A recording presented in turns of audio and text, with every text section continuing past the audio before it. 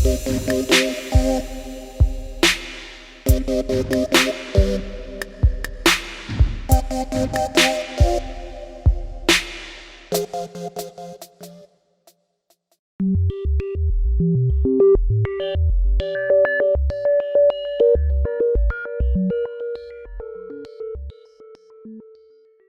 gabi, habang nag-i-scroll si Mark sa kanyang TikTok, may pumukaw sa kanyang atensyon. Tungkol ito sa isang ritual sa LRT na kung saan ay makakasabay mo raw ang mga namatay sa isang espesyal na bagon. Fast forward, rush hour ng isang hapon. Pauwi na si Mark galing trabaho nang biglang bumuhos ang malakas na ulan sa isang banda ng Metro Manila. Naisip niya magpatila muna ng kaunti bago sumakay ng LRT. Naisip na rin ni Mark na umakyat at mag-antay ng tren mula Roosevelt Station. Pagkadating ng tren, sumakay na rin siya. Sa loob ng tren, biglang naisip ni Mark na what if gawin ko kaya yung napanood kong ritual, yung sa LRT, yung galing sa TikTok. Pagkatapos, naisip niyang tignan ang kanyang relo. 7:48 PM pa lamang. Ang sabi kasi doon sa ritual, 8 o'clock PM ay sasakay mula Tayuman Station. Ganoon nga ang nangyari. Bumaba si Mark sa Tayuman Station. Inantay niya ang susunod na tren na sakto namang dumating ng 8 o'clock PM at saka sumakay uli.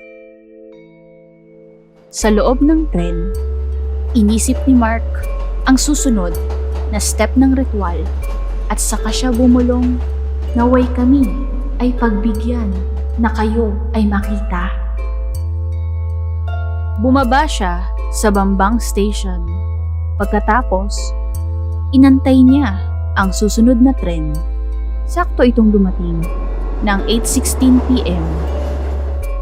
Pagkasakay ni Mark sa tren, bumulong siya ng, gusto namin marinig ang inyong kwento. Bumaba siya ng Carriedo Station. Inantay ang susunod na tren. This time, sumakay si Mark sa pangatlong bagon. Ang sabi sa ritual, tumingin sa salamin ng tren bago ito umandar at bumulong ng, manunundo, gabayan mo kami. Pagkatapos, bumaba si Mark sa Libertad Station. Ang sabi, may makikita raw na security guard sa ikatlong haligi ng estasyon. Nilapitan niya ang security guard nang hindi ito tinitignan sa mukha. Pagkatapos, bigla itong nagsalita ng,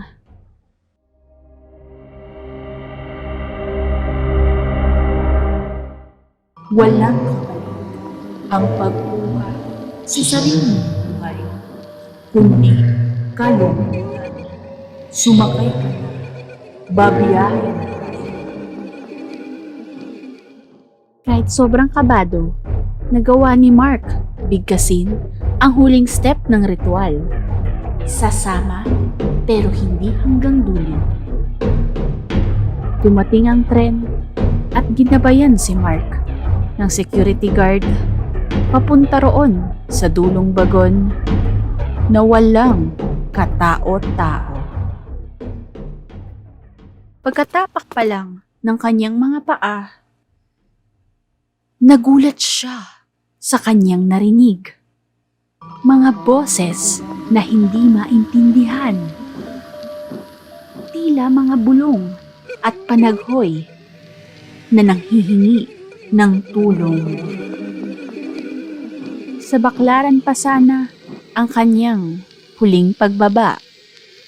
Pero hindi na niya natiis at bumaba na lamang si Mark sa EDSA Central Station.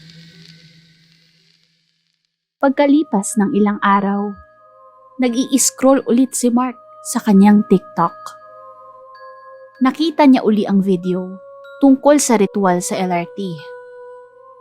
Sa isip-isip niya, wala naman akong nakitang multo eh. Narinig lang.